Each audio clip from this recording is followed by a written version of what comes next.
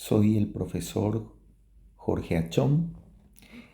Vamos a desarrollar el, el tema unidad 6, pandeo. Y en esta ocasión vamos a hacer un problema. Este problema dice lo siguiente. El pilar de la figura soporta una carga de compresión N igual a 5 toneladas. Esta carga está aquí, expresada en el gráfico. El gráfico tensión de formación unitaria sigma epsilon de la figura, o sea, esta parte, representa el comportamiento del material del pilar en un ensayo de compresión simple. Calcular V y H, las dimensiones del pilar, a fin de optimizar el material, sabiendo que la relación entre tensión crítica y esbelteces, tensión crítica y esbeltez, sigue la hipérbola de Euler. Entonces, en la zona elástica, en el régimen elástico, sigue la hipérbola de Euler, esto es Euler, y una relación lineal en el régimen plástico. O sea, como indicaba, el gráfico tensión lambda vendría a ser la hipérbola de Euler en la zona elástica y una relación lineal en el régimen plástico. Nosotros sabemos que este punto es la tensión de fluencia y este punto es la tensión admisible o la tensión de proporcionalidad, ¿sí? Esta tensión de proporcionalidad sabemos que es esta, y esta tensión de fluencia, vemos la fluencia aquí, entonces corresponde a este valor. Por tanto,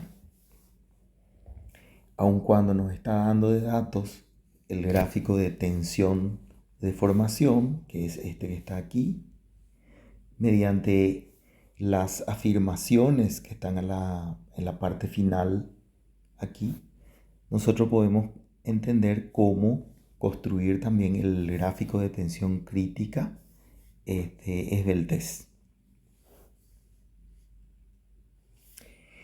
Y finalmente el problema indica que utilicemos un coeficiente de seguridad de n igual a 6. Para resolver adecuadamente un problema como este, o en general cualquier problema que nos planteen en esta asignatura o tal vez también en otras, además de haber hecho la lectura cuidadosa como acabamos de hacerlo, es importante que nosotros estudiemos detalladamente la pregunta del problema desde el punto de vista del enunciado del ejercicio. El enunciado del ejercicio lo que nos plantea es una columna que aquí abajo, por la forma del dibujo, está empotrada. También por la forma del dibujo no conocemos las dimensiones, o por los datos del problema no conocemos las dimensiones B y H de esta columna. Esta columna, si la dibujáramos visto enfrente, o sea, desde este lado, veríamos cables, estos cables que están aquí, y veríamos también la carga N en esa dirección. Aquí aparece el empotramiento. Esta dirección que estoy indicando aquí claramente es la dirección ZX. ¿Sí? Entonces, si estos cables, voy a hacer de otro color para que quede más claro, más importante, en rojo todo lo que es fuerzas. Entonces, estos cables, si estuvieran tensos, estarían también a través de su proyección transmitiendo si esto fuera el ángulo alfa, ahí no está indicado el ángulo, fijarse cuidadosamente que este ángulo no es dato, pero si fuera alfa ese ángulo y esto fuera T, si existiera una tensión T, el esfuerzo de compresión en realidad sería la carga aplicada más dos veces la proyección, dos veces la proyección de t por coseno de alfa en la dirección también x. Esto es en la dirección x. ¿Sí? Ahora, el problema nos plantea la disposición o la aparición de estos cables con la intención de indicarnos, ya que no nos da información de la tensión inicial, podemos suponer que esta tensión es cero o está justo montado de tal manera que lo que hace este dispositivo, estos cables, lo que hacen es impedir el movimiento en la dirección que estaba indicando ahí. Entonces, si esta carga N tratara de mover a la izquierda o a la derecha este pilar en la parte superior, aparecerían sendas cargas que finalmente están condicionando a la forma en cómo este punto o esta sección del pilar eh, recibe deformación o se comporta a la deformación. En términos más directos, si dibujo en forma de un diagrama unifilar esta columna, estaría comportándose como en la dirección Z, X, estaría comportándose como si estuviera articulada. ¿Sí? ¿Por qué? Porque los cables impiden cualquier movimiento hacia la derecha o hacia la izquierda de ese punto que está ahí indicado.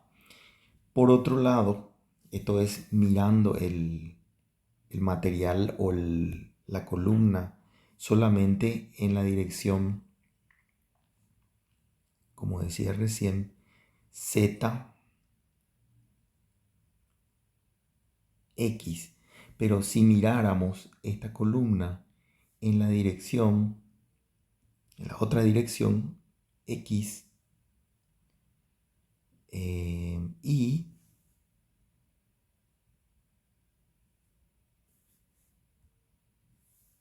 XY, entonces tendríamos una situación distinta ante la aparición de una carga normal, como está ocurriendo aquí.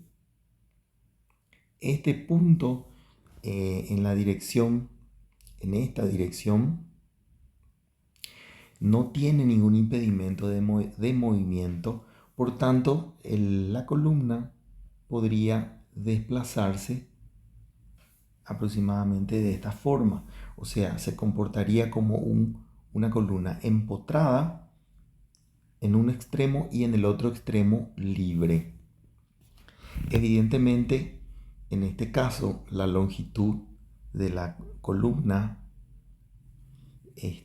aun cuando en los dos casos en realidad la longitud de la columna es de 8 metros, la longitud que nosotros consideramos para construir la solución del pandeo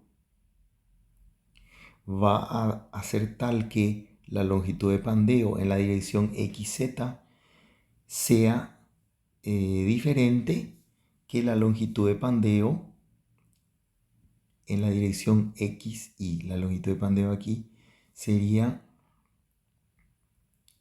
el doble, o sea, la longitud de pandeo sería, en este caso, 2 veces la longitud de la columna. Y en este caso sería 0,7 veces la longitud de la columna. O sea, la longitud de la columna es igual, por 0,7 es igual a la longitud de pandeo en la dirección XZ. Pero en la dirección XY la longitud de pandeo cambia por la forma de estar sujeto, la forma en que el cable impacta en los grados de libertad de la sección más lejana al piso. A partir de acá vamos a repasar de nuevo las fórmulas que tenemos para resolver este problema. Así como hemos estado viendo en las clases pasadas, las fórmulas a utilizar son la fórmula de Euler, que está acá indicada, ¿sí? También los casos que hemos estado viendo están aquí expresados y concretamente el ejercicio que tenemos en este momento en una de las direcciones tenemos esta situación, como habíamos hablado, longitud equivalente es 2 veces la longitud de la columna en la dirección donde está empotrado libre, y en la dirección donde tenemos articulado empotrado la longitud de pandeo es 0,7 de la longitud total. Esto lo hemos estado viendo también. También hemos estado viendo lo que significa la esbeltez, o sea, es la longitud equivalente dividido el radio de giro mínimo.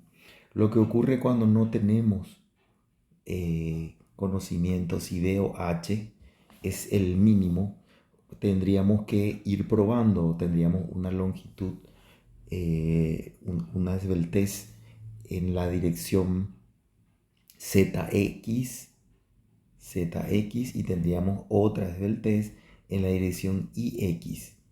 Y estas dos esbelteces van a ser las que tenemos que analizar cómo se comportarán para que podamos resolver este problema. Y las otras fórmulas que hemos estado mencionando en el arranque del ejercicio están aquí.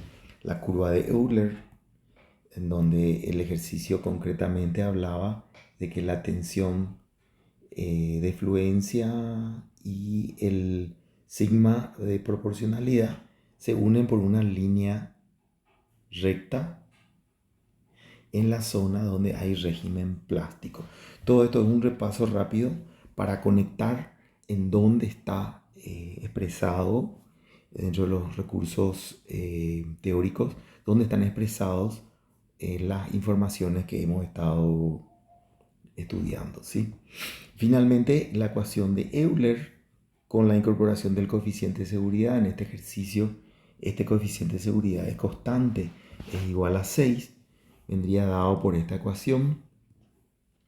También hemos estudiado en el momento que hemos desarrollado la parte teórica, hemos estudiado de que esta zona, tanto en el régimen plástico como en el régimen elástico, la zona comprendida por la hipérbola de Euler, o sea, esta línea roja, y la zona comprendida por el régimen plástico, que es esta línea recta que estoy indicando ahí, lo ideal es no trabajar sobre esta curva que estoy señalando acá, puesto que trabajar sobre esta curva significa que el estado de la situación es un equilibrio indiferente, o sea, estamos una perturbación mínima y de ahí pasar a la zona ya de rotura, o esta es la zona de inestabilidad. Esto lo hemos estado viendo. Si la columna que estamos dimensionando trabaja en algún punto por debajo de esta curva que acabo de expresar, entonces va a tener un grado de seguridad esa columna en esa dirección proporcional a la distancia que hay a esta curva. Bueno, eso lo vamos a ir viendo también en los problemas, pero es importante destacar acá. Vamos a quedarnos aquí en la ecuación de Euler. Volvemos al ejercicio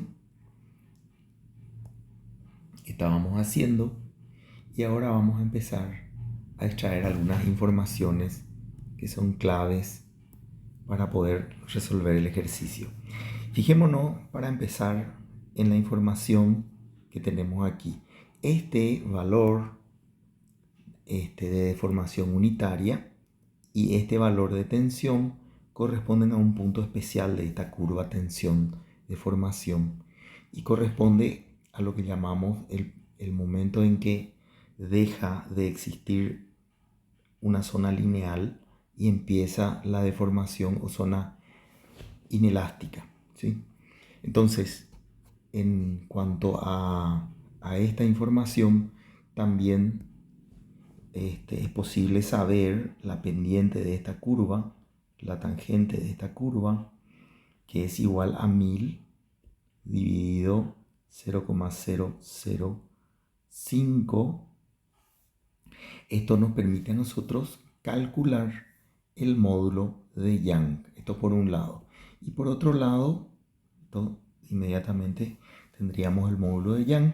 Y por otro lado, podemos obtener que la tensión de proporcionalidad es 1000 y la tensión de fluencia es 1500. Y las unidades de estas informaciones están en kilos por centímetro cuadrado. Entonces, esta información que está aquí la estamos obteniendo de este gráfico y con esto vamos a ir a la siguiente hoja donde vamos a desarrollar un poco más en detalle, ¿sí? Entonces, vamos a anotar directamente acá el módulo de Young era 1000 dividido 0,05.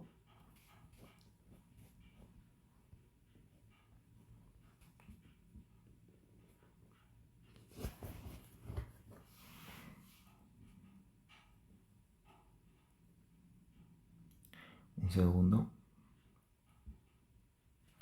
Y esto, a ver si alguien puede ir acompañando los cálculos, podemos obtener que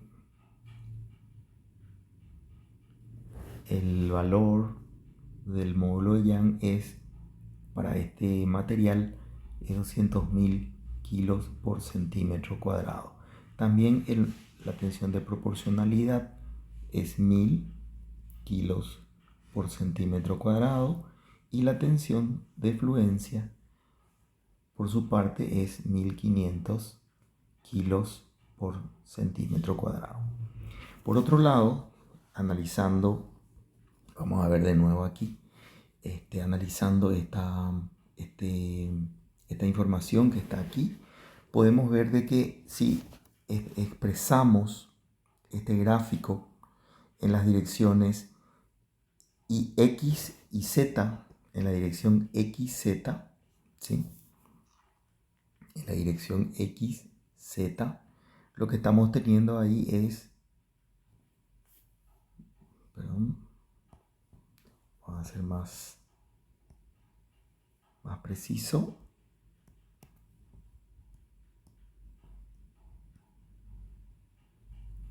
Un momento.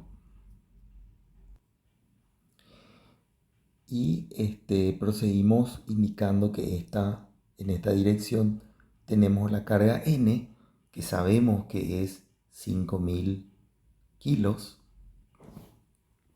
Entonces también sabemos que la longitud de esta columna es de 8 metros. Lo expresamos en centímetros para que todas las unidades estén en orden. Entonces, ante esta información, nosotros también podemos decir que la forma en que se comportaría al pandeo aquí sería, como lo habíamos ya visto, tal que la longitud equivalente sea 0,7 veces por L. Y esta sería la longitud equivalente en la dirección XZ. Esto mismo podemos nosotros reproducir en la zona, en el eje X, Y. Recordarán que aquí, en esta dirección, ya la columna tiene libertad de movimiento en la dirección XY. Por tanto, la carga P estaría actuando de esta forma. Y la longitud equivalente, que también obviamente la longitud es 800 centímetros, pero la longitud equivalente va a ser el doble, que sería como prolongar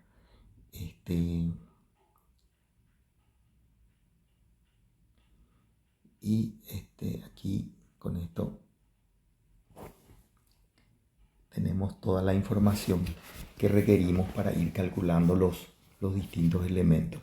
Por otro lado, seguimos desglosando la información para poder resolver el problema. Acá tenemos la sección. Recordarán que la dirección B es paralela al eje Z. Entonces, esta sería la dirección Z y esta sería la dirección B. Entonces, esto sería H y esta sería la dirección Y. La dirección X está perpendicular al dibujo, ¿sí? Entonces, sabemos que en la dirección XZ, o sea, en la dirección que tiene que ver con, voy a cambiar de color para que se sienta mejor, es como si tuviéramos acá una restricción. Entonces en la dirección XZ tenemos esta situación que está aquí, ¿sí? Y en la otra dirección tenemos mayor libertad, entonces mayor grado de libertad. Entonces podemos nosotros calcular el radio de giro en ambos ejes. Vamos a proceder ahora debajo de cada uno de estos gráficos. La dirección, empezando por XZ, por esta dirección. Entonces en la dirección XZ, si es que la pieza se va a mover o va a girar, esto sería equivalente a que gire alrededor del eje Y. O sea, el movimiento en la dirección X, recuerden que Z está aquí y X está aquí. Entonces, la dirección Z está restringida por el tipo de vínculo en el punto de aplicación de la carga N. Sin embargo, si pudiera esta viga moverse, lo estaría haciendo alrededor del eje Y. Entonces, tendríamos que calcular para hacer el ejercicio el radio de giro alrededor del eje Y. Y sabemos que el radio de giro al cuadrado es igual a la inercia dividido el área. La inercia alrededor del eje Y es H por V cubo sobre 12 y el área es V por H, ¿sí? Entonces esto queda al cuadrado.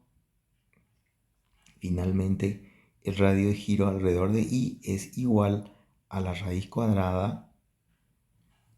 Perdón, vamos a simplificar aún más. Es igual a b dividido raíz de 12.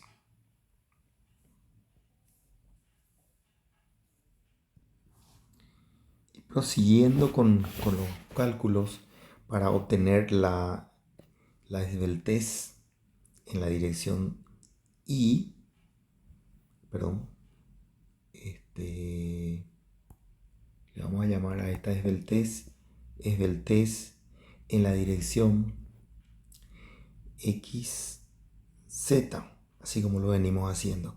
La esbeltez de las fórmulas que hemos estado viendo es igual a la longitud equivalente dividido el radio de giro en la dirección y en este caso, ¿sí? Entonces esto equivale a 0,7 por 800 dividido el radio de giro, que es b, por raíz de 12. Fíjense que la esbeltez xz es un número que depende directamente de la inversa de b, ¿sí? Vamos a dejar aquí, vamos a seguir calculando para la siguiente situación o para la otra dirección. Para la dirección xy vamos a hacer lo mismo. La dirección donde ocurre, cuando analizamos la dirección xy, cuando analizamos lo que puede ocurrir acá, la pieza está girando alrededor del eje z. Entonces la inercia que debemos calcular, perdón, el radio de giro que debemos calcular es alrededor del eje z. Entonces esto es igual a b h cubo sobre 12, ¿sí?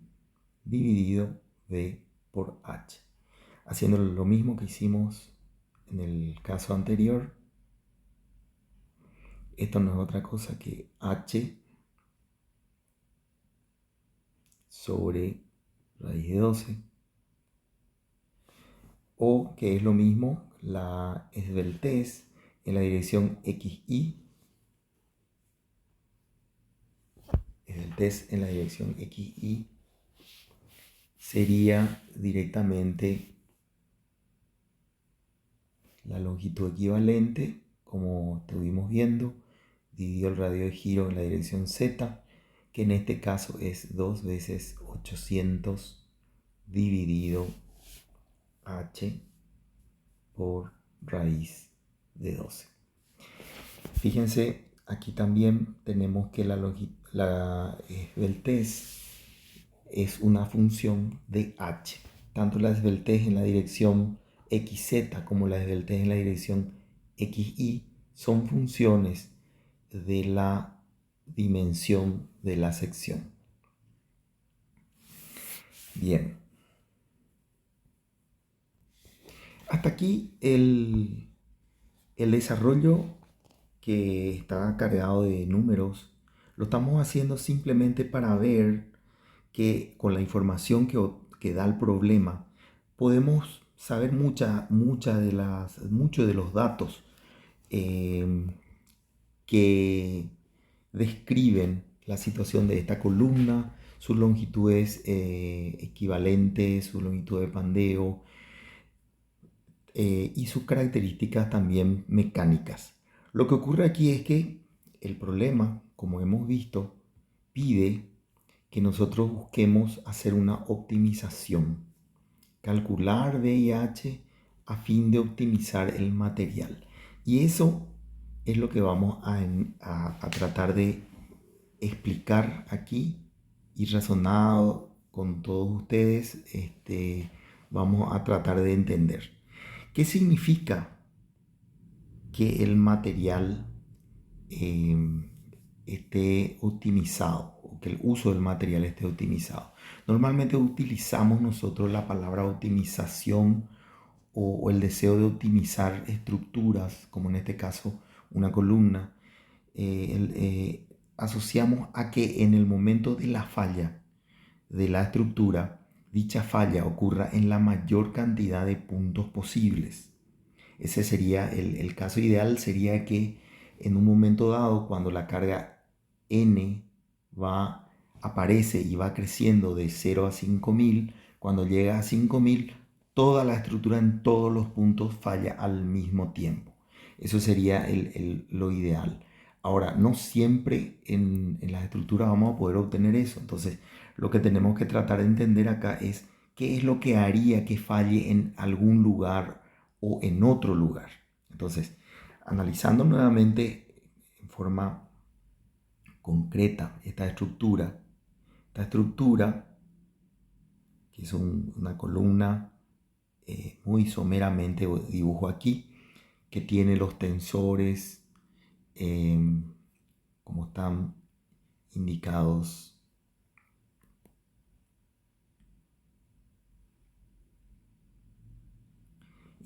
aquí, tensores ahí, y por otro lado una carga aplicada en el centro, ¿sí? El centro de gravedad N. ¿Por qué sabemos que la carga N está aplicada en el centro? Porque nosotros, así como hemos estado estudiando y explicando en todo el proceso teórico, nosotros estamos estudiando el pandeo exclusivamente en el caso de que las cargas exteriores pasen por el centro de gravedad, ¿sí? Entonces este es uno de esos casos. Por tanto, la carga normal está pasando por el centro de gravedad. Por otro lado, también hemos visto que al ser así, está ocurriendo un peligro de pandeo alrededor de una dirección y también alrededor de la otra dirección. Aquí lo hemos estado expresando, ¿sí? Entonces, también dijimos que el diagrama de la tensión crítica versus la esbeltez tenía un comportamiento tal que en este punto, aquí tenemos la hipérbola de Euler, cuya ecuación es pi cuadrado E sobre la esbeltez al cuadrado, y en la zona plástica tenemos que este valor es la tensión de fluencia y también que este valor es la tensión de proporcionalidad. Entonces,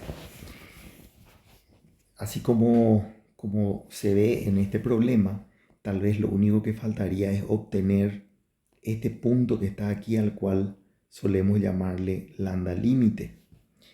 Fijarse muy bien de que el lambda límite está conectado con la tensión de proporcionalidad, y también que esa conexión ocurre en este punto, y ese punto es también un punto de la hipérbola de Euler.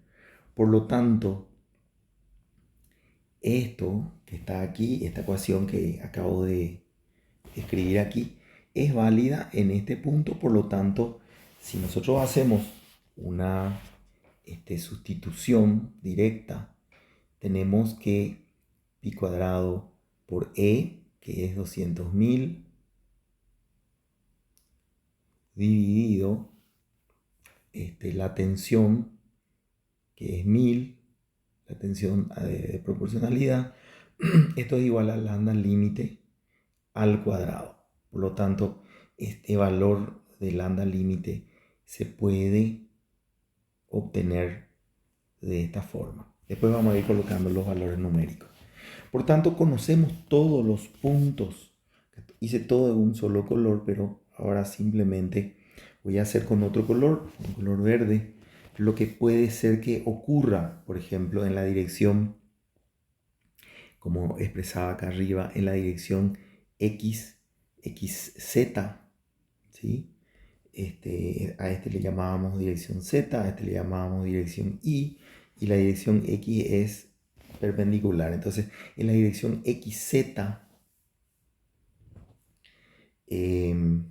cuando estudiamos el pandeo en la dirección XZ, lo que nosotros decimos es, bueno, quiero que la curva de comportamiento esté en algún punto por debajo de esta curva que estoy obteniendo acá.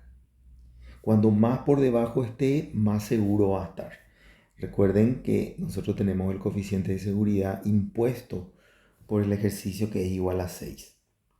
Ahora bien, esta situación de que si vamos a trabajar aquí, aquí o aquí, cuando analizamos la dirección XY, por ejemplo, o XZ, en realidad estamos teniendo peligro de pandeo tanto en la dirección X, tanto en esta dirección como en esta dirección, al desconocer nosotros las dimensiones B y H, y al ser distintas las longitudes equivalentes en ambas direcciones, en realidad nosotros no sabemos cuál de las dos direcciones tiene una situación más peligrosa. Por ejemplo, nosotros podríamos calcular para esta primera situación, podríamos calcular que el punto de trabajo es este que está aquí. Este que está aquí, ¿sí? Y así también podríamos decir que para esta situación 2, el punto de operación podría ser este, ¿sí? Ahora bien, ¿qué pasa si en una dirección hago que la estructura trabaje con un lambda sub 1 y en el otro punto de la estructura trabaje con un lambda sub 2? Este es lambda sub 1 y el otro es lambda sub 2. Lo que va a ocurrir es que la zona o el material que está fallando en la zona 2 o cuando trabaja cuando trabaja o falla en el caso 2, el material, si eso fuera así, estaría fallando en la dirección XY, ¿sí? Entonces, al fallar en la dirección XY, supongamos que está dándose en el diagrama tensión crítica de esbeltez, o sea, en este diagrama que estamos mirando aquí, se está dando que el punto de trabajo de ese caso 2 es distinto al punto de trabajo del caso 1. Al ser distinto, las esbelteces ser distintas también, las tensiones críticas 1 y 2 van a ser distintas. Una va a ser mayor que otra. Entonces, evidentemente, esto lo que implica es de que no vamos a estar optimizando el material. ¿Qué es lo que haría que se optimice la estructura o el material? Lo que haría que optimice la estructura o el material es lograr simple y llanamente que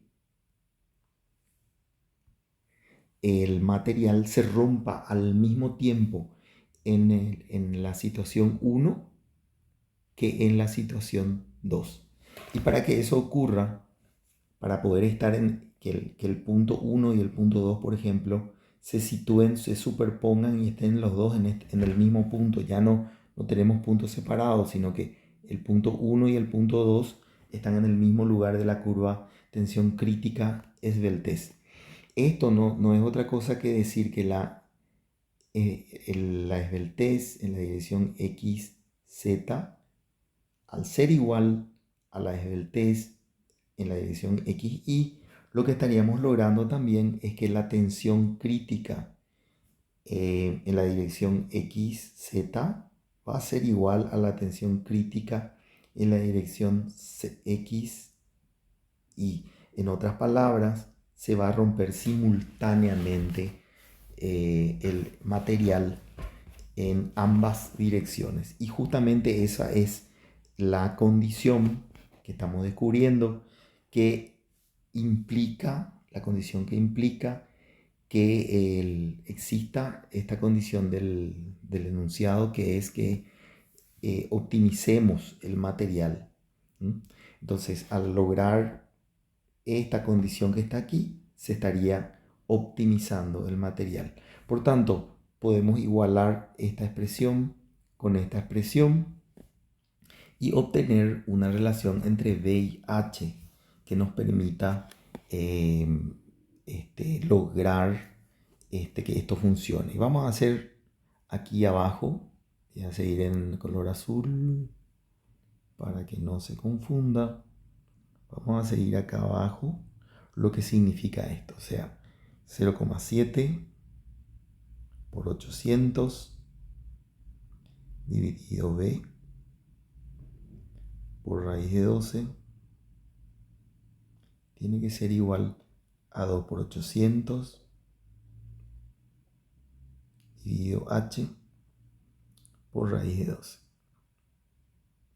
Entonces, de esto se puede quitar que B es igual a una función de H. Dentro de un rato vamos a hacer el cálculo numérico. Acá se puede ver que hay varias simplificaciones, inclusive la longitud esto es muy importante lo que surge. Las conclusiones indican que esto va a seguir siendo en cualquier caso que tenga, cualquier longitud que tenga la columna. ¿Sí? Bien.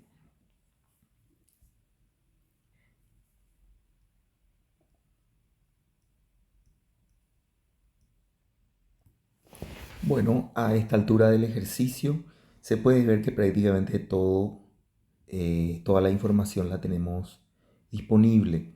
Acá calculando lo que sale la del test, límite y también la relación IB entre B y H están ya expresadas.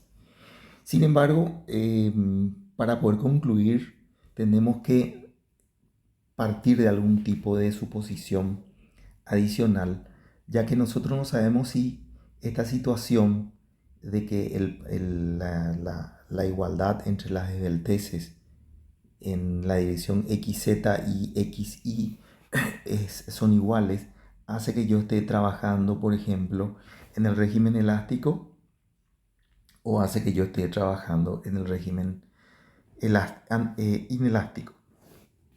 Por tanto, tengo que hacer algún tipo de suposición de en qué régimen estamos trabajando. Entonces, podemos suponer que trabajamos en el régimen de elástico, suponiendo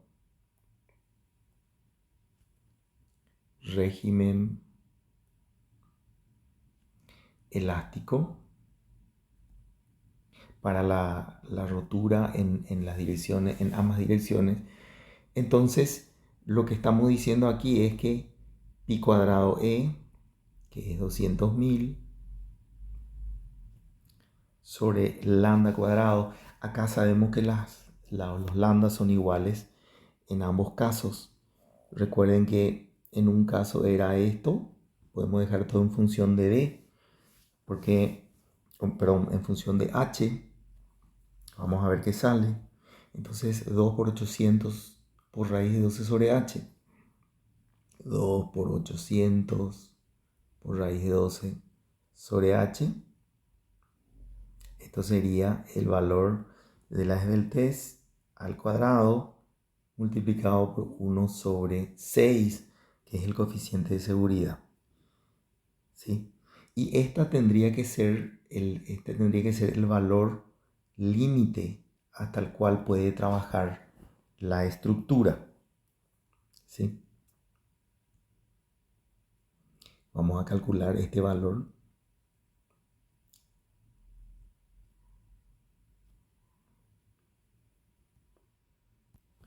Aquí está ya el precálculo hecho. Después vamos a verificar si está bien. Ahora lo importante es decidir qué haremos con esta información. De hecho, esta es de alguna manera lo que hemos encontrado es este punto que está aquí.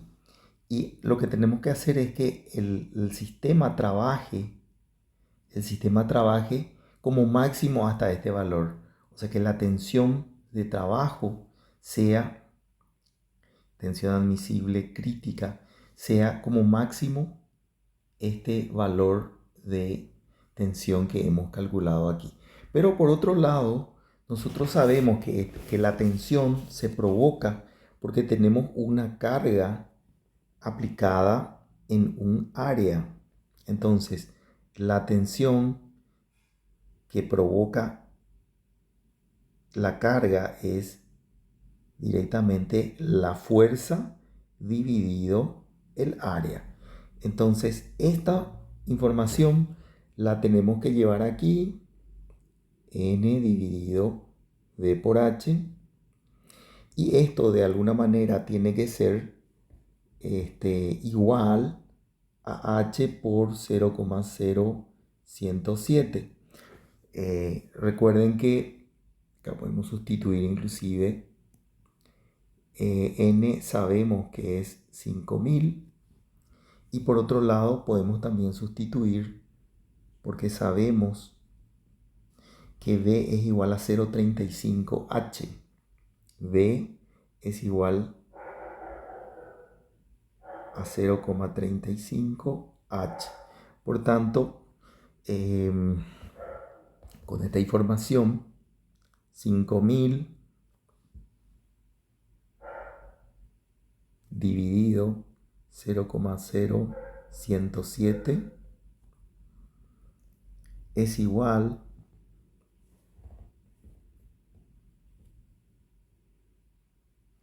fíjense, es H por H, H cuadrado por H, H cubo. H cubo multiplicado por, y en este caso sería 0,35. Podemos ya pasar al otro miembro. Y en ese caso ya tenemos todo resuelto.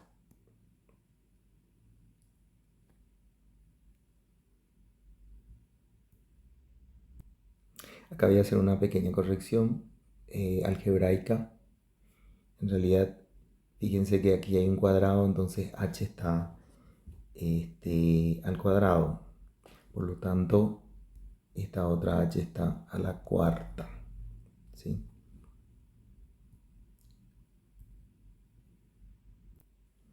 Efectivamente, entonces, haciendo los cálculos, h sale 34 centímetros y inmediatamente se puede volver a calcular el valor de B, 0,35 por 34, y esto da aproximadamente 12 centímetros. Por lo tanto, B es 12 centímetros. Hasta aquí lo que llegamos es a un par de valores y también a una sección tal que si trabajan en el régimen elástico, de alguna manera todo esto está funcionando, pero para poder comprobar, calculemos una de esas esbelteces, por ejemplo, la que tenemos aquí, a ver si esta esbeltez efectivamente está en el régimen elástico, para lo cual tenemos este valor, que es el lambda límite de 44. Si la esbeltez para el caso que estamos estudiando es mayor que 44,4, quiere decir que la hipótesis supuesta de que se trabaja en el régimen elástico funciona. Entonces, para terminar el ejercicio, tenemos que hacer esta operación.